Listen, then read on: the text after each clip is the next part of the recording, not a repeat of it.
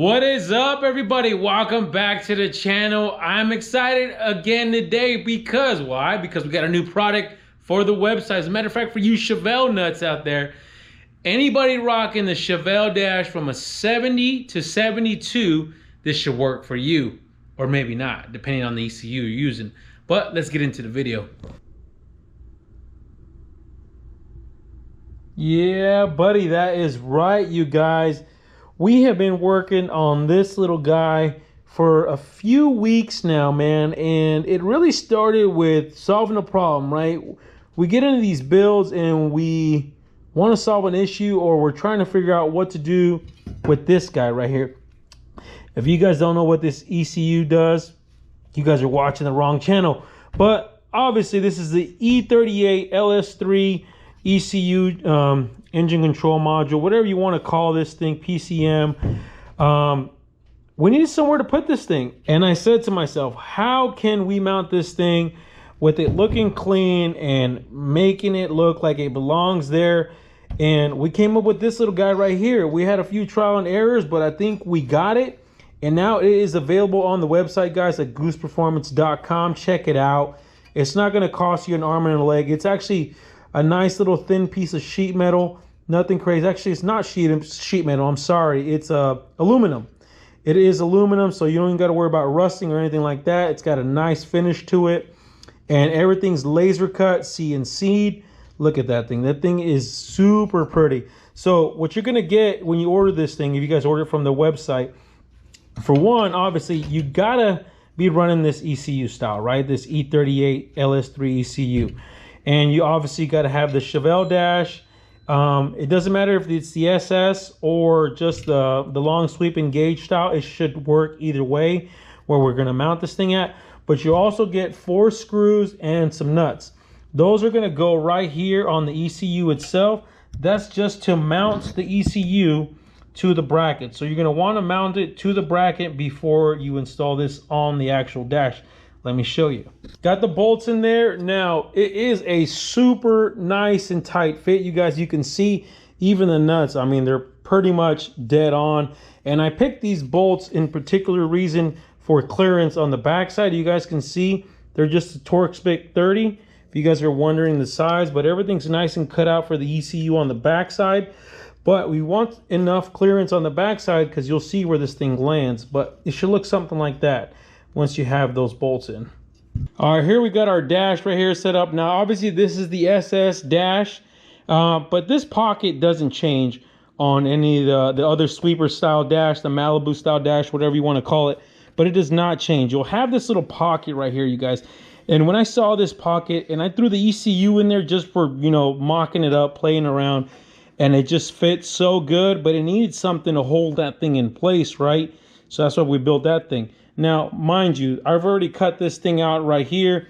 This is for our vintage air. So vintage air actually has you to cut this backside, but if you guys are not running vintage air, it doesn't matter. You don't need to have that cut.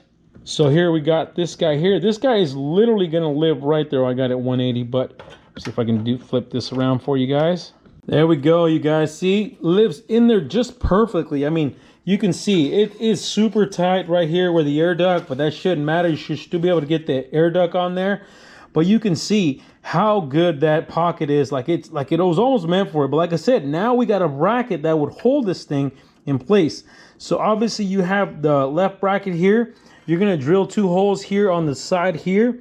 Bring that over, and you can use, I mean, whatever you guys want to use to mount it. If you want to use a bolt and a nut or a self tapper, I don't care. Obviously, this is your car.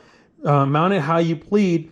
Like I said, bolts, nuts, whatever you want to do it on this side. And then this side as well, you can see how precise that's going to be, you guys, right there. So you can use 2 bolts, 4 bolts, whatever you guys want to do. We put 4 bolts in there for you guys, depending on how you guys want to mount that thing. I suggest to put the bolts from the inside and then have them sticking out this way. That way your glove box don't have any bolts poking through or anything like that. But like I said, it's also made out of, like I said, a nice aluminum that's super flexible. And it's going to allow you guys to manipulate this thing a little bit and get it, you know, one way or the other. But you can definitely see how nice and snug that thing is. I mean, It is going to come up to the edge.